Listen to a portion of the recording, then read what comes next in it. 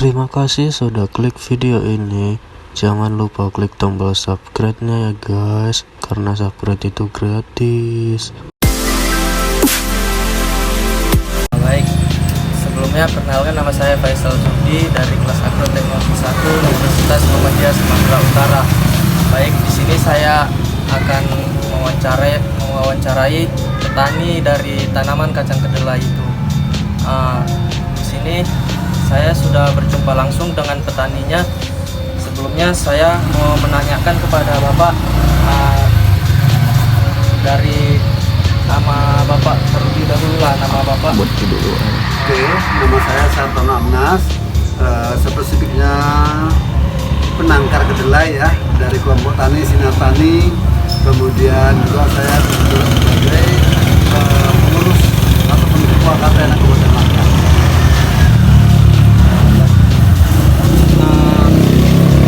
Tanaman kedelai yang Bapak pakai ini lahannya itu sekitaran berapa ya?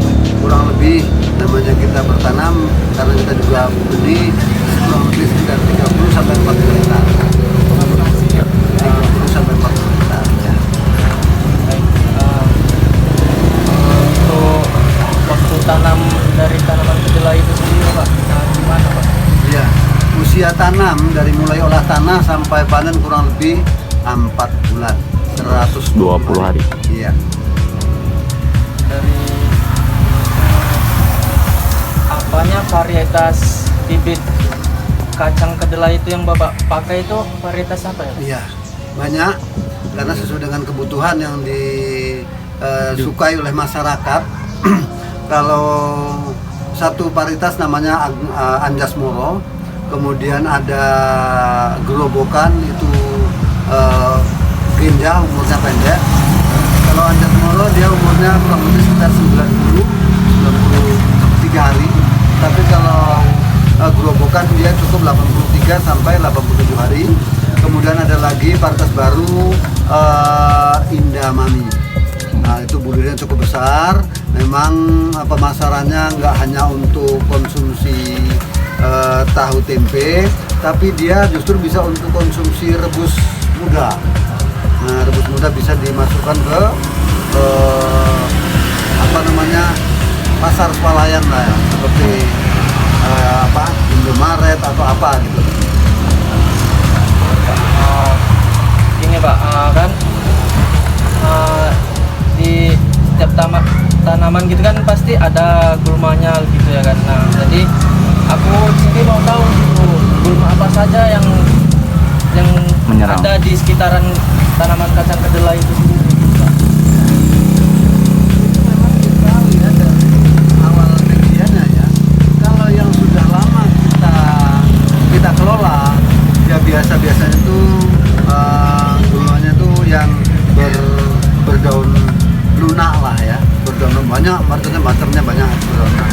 Dan satu lagi yang juga kita sulit untuk mengendalikannya, itu ada namanya jago-jagoan. Nah, jago-jagoan itu kalau bahasa Lajang ya, bahasa Jawa. Nah, tapi kalau mengambil contohnya itu boleh diambil contohnya, bisa juga di video ya, kelihatan ya. Nah, bisa kita ambil sampelnya. Itu kan tanamannya itu kan pasti dilakukannya pemupukan.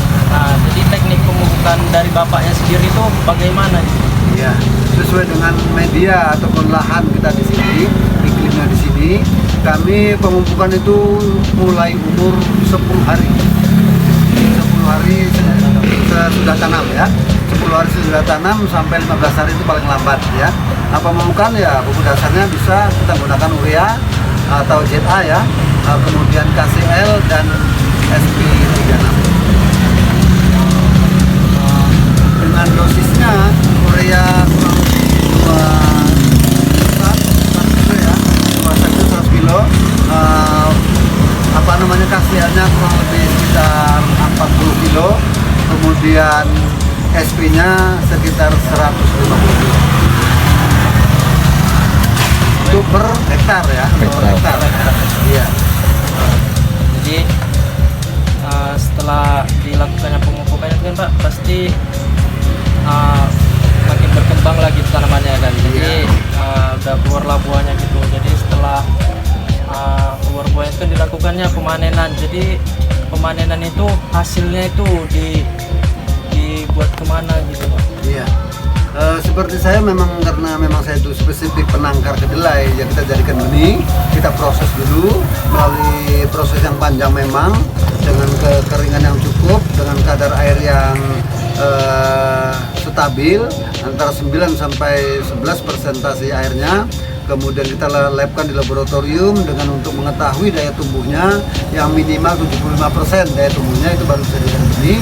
Kemudian sesuai dengan permintaan dari kabupaten kota mana yang membutuhkan itu melalui dinas pertanian itu kita kirim, bahkan dari mulai sesudah Sumatera Utara, Riau, kemudian Sumatera Barat, Bengkulu, dan ke Aceh. Itu kalau yang untuk benih. Kalau untuk konsumsi di sekitar kita sini cukup banyak.